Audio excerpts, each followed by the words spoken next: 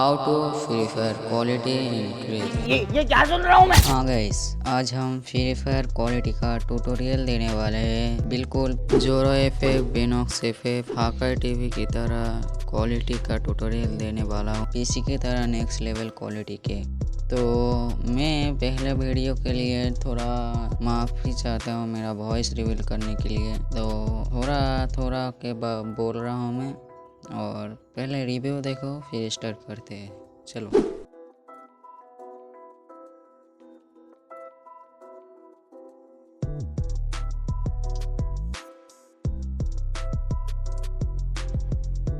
High quality, आप अगर YouTube में वीडियो चाहते हो तो हाई क्वालिटी ही चाहिए, वरना आपका व्यूज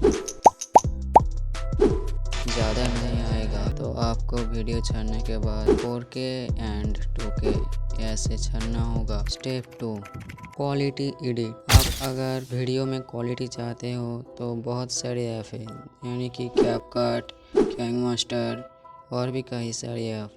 तो मैं यूज करने वाला हूँ कैपकट और इफिको। तो चलो स्टार्ट करते हैं।